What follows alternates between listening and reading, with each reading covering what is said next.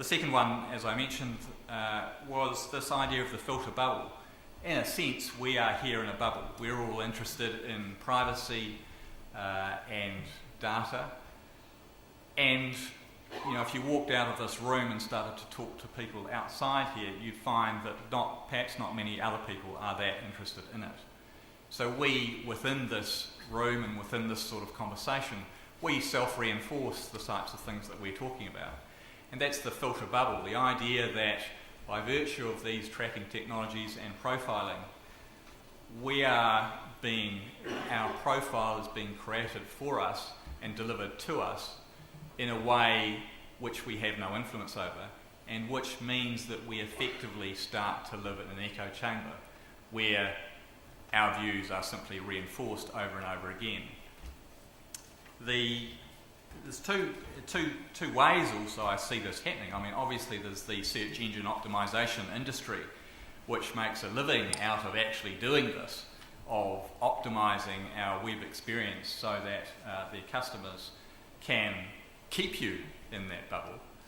The other way I see it happening also is a few layers down in terms of traffic, so that's the content is in terms of the search engines and the profiling, but also at the traffic level in terms of the way ISPs in particular shape traffic and determine which type of traffic, whether it be peer-to-peer or video or Skype or simple text traffic, gets delivered to us, how fast it gets delivered to us, and in some cases, whether it is, particularly in New Zealand, perhaps not so much in the US, whether it is included in our data cap or not. So that's actually shaping the way in which our online experience and our online profile is being developed.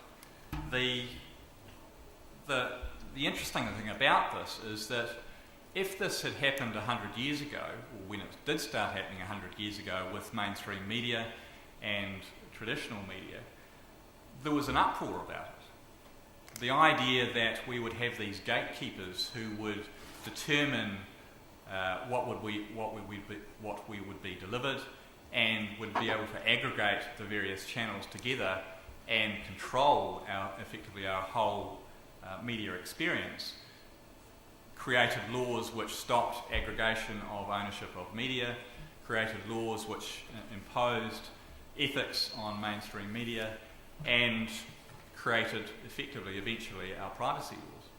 So it's interesting to see how we have sacrificed the gatekeepers evolved for a new gatekeeper, the algorithms. So we've done away with the old, you might argue whether they were ethical standards or are ethical standards for mainstream media, but we've sacrificed those for new gatekeepers who don't have any ethical standards at all. And I hark back to some of the previous speakers who were talking about the commercial drivers for internet service providers or OSPs, or indeed the various aggregators of information. They are commercial organisations. We don't expect them to be ethical, notwithstanding that they do claim not to be evil. And I don't, as Bruce said, I don't see that as a malicious tool. It is simply a product of the way in which the internet works. The internet is the greatest copying engine ever developed. That was its purpose.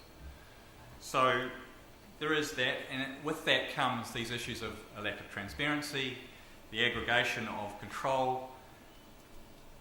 But I guess when I think about this also, I wonder whether we are ourselves in this echo chamber. I'm interested in those figures from the Privacy Commission's UMR research, where you have a high percentage of people concerned about privacy, and you would expect people to say that.